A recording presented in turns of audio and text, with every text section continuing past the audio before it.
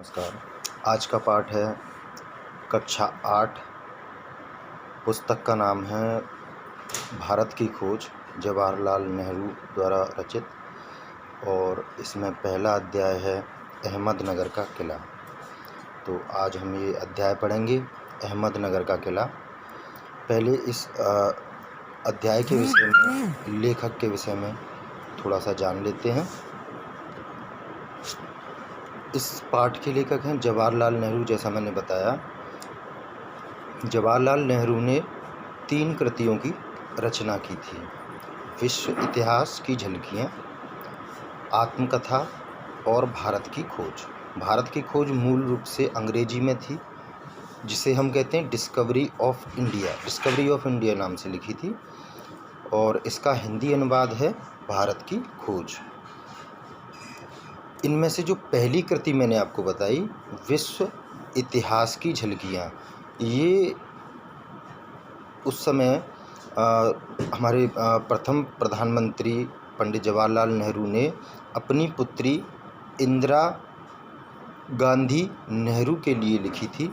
जब वे छोटी थीं तो उनके लिए पत्रों के संकलन के रूप में लिखी हुई थी। उन्हें विश्व के इतिहास से परिचित कराने के लिए, भारत के इतिहास, सांस्कृतिक विरासत से परिचित कराने के लिए यह रचना लिखी गई थी। आत्मकथा जो दूसरी कृति है, आत्मकथा में उन्होंने अपने स्वयं के अनुभव और जीवन के विषय में लिखा है। और ये जो तीसरी कृति जो हम पढ़ रहे हैं, भारत की खोज, डिस्कवरी ऑफ इंडिया, इसमें उन्होंने भारत के सांस्कृतिक, नैतिक पहलू, राजनीतिक पहलू और पुरातन इतिहास कि हमारा भारत कहाँ से चला था, कहाँ पहुँचा है, ये सभी बातें इसमें लिखी गई हैं।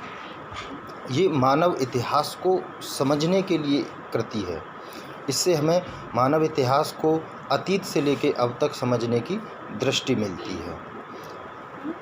भारत की खोज की प्रस्तावना में इंदिरा गांधी ने कहा है कि इस रचना में भारत के राष्ट्रीय चरित्र के स्रोतों की गहरी पड़ताल की गई है। भारत की खोज की रचना सन 1944 में अप्रैल से सितंबर माह के बीच अहमदनगर के किले की जेल में हुआ। आज जैसा कि आपको पता है, पंडित जवाहरलाल नेहरू स्वतंत्रता संग्राम सेनानी थे, और ये अहमदनगर की जेल जो थी वो जो है, इसे ब्रिटिश लोगों ने जेल में बदल दिया था। इससे पहले चांद बीबी नामक एक साहसी महिला ने मुग़लों से बहुत ही डटकर मुकाबला किया था इस अपने राज्य को, अपने किले को सुरक्षित रखने के लिए, परंतु उसके अपने ही एक साथी ने विश्वासघात करके उनकी हत्या कर दी थी। और उसके बाद में यह किला जो है, अहमदनगर का किला, ये अंग्रेज़ों के अधिकार में आ गया था, और उन्होंने इसे जेल में तब्दील कर दिया था। क्योंकि उस समय आज़ादी से पहले जो हमारे स्वतंत्रता संग्राम सेनानी थे, पंडित जवाहरलाल नेहरू जो थे, वे राजनीतिक आंदोलन, भारत की स्वतंत्रता के लिए आंदोलन करते रहते थे। अतः उन्हें 8 बार पहले भी जेल में ब्रिटिश लोगों ने, ब्रिटिश सरकार ने डाल दिया था। और यह उनकी 9वीं जेल यात्रा थी। अहमदनगर के किले में जब उन्हें कैद किया गया, ये उनकी 9वीं जेल यात्रा थी। तो जब वो इस जेल में आए थे, उस समय वो जो तिथि थी वो दौज की तिथि थी, शुक्ल पक्ष की दौज की तिथि।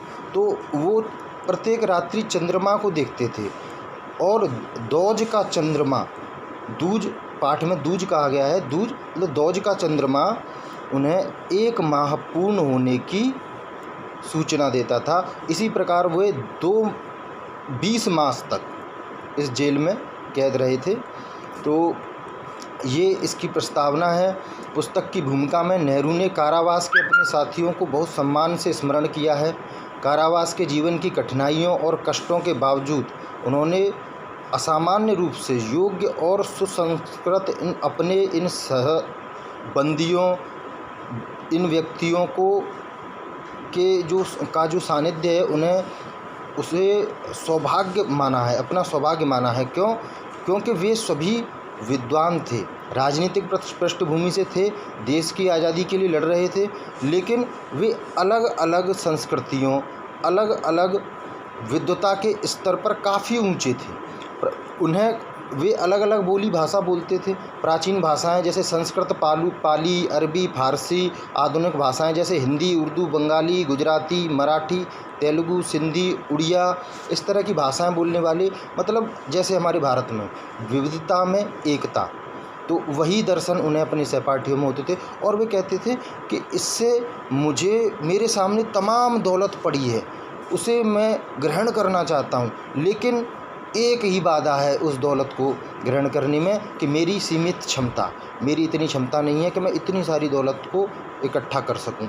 यानी वो अपने सहबंदियों से, अपने साथ रहने वाले लोगों से भी सीखते थे, शिक्षा लेते थे।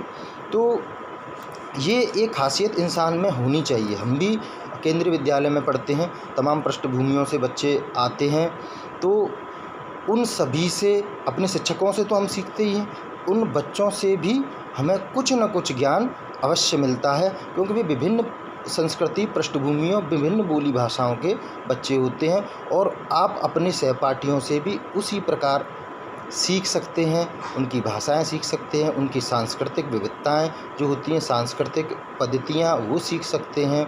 तो अपने आप में हमारी कक्षा ही एक पूरा भारत देश होती है, और हम अलग अलग बच्चों से अलग अलग प्रकार का ज्ञान अर्जित कर सकते हैं, बशर्ते वो ज्ञान अच्छा हो, बुरा ना हो।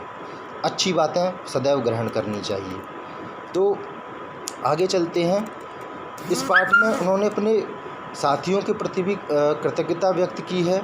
उनके साथ जो स्वतंत्रता संग्राम सेनानी थे, जैसे मौलाना अबुल कलाम आज़ाद, पंडित गोविंद बल्लभ पंत, नरेंद्र देव, आसफ़ अली, इनका विशेष रूप से उन्होंने उल्लेख किया है इस पुस्तक में। इतिहास और संस्कृति के विभिन्न पक्षों के बारे में इन बंदी साथियों से जो अनगिनत बहसें और बातचीत हुई, उससे नेहरू जी को अपना दृष्टिकोण स्पष्ट करने में मदद मिली। इस ऋण को भी उन्होंने कृतज्ञतापूर्वक स्वीकार किया है। मूल रचना के बारे में यह खुलासा इसलिए ज़रूरी था ताकि रचनाकार के केंद्रीय सारोकार और दृष्टिकोण के साथ संपादन नीति को समझने में आसानी हो, नेहरू जी की दृष्टिकोण को हम समझ पाएँ। इस रचना में भारत के इतिहास को घटनाक्रम में नहीं, सांस्कृतिक यात्रा के रूप में देखने समझने का प्रयास है। यानी कोई ये एक इतिहास की किताब नहीं है, ये एक भारत की सांस्कृतिक यात्रा है। व्यक्ति ही नहीं, पूरी मानव जाति की, जिसने हजारों वर्षों की काल यात्रा में जिया और झेला है, यह उस व्यक्ति की व्यथा कथा भी है, और उस व्यक्ति ने जो पाया है वह भी है। व्यक्ति मतलब अपना ये देश, व्यक्तियों से मिलकर ही देश बनता है। तो ये पाठ का सारांश था। और अब चलते हैं हम पाठ की ओर।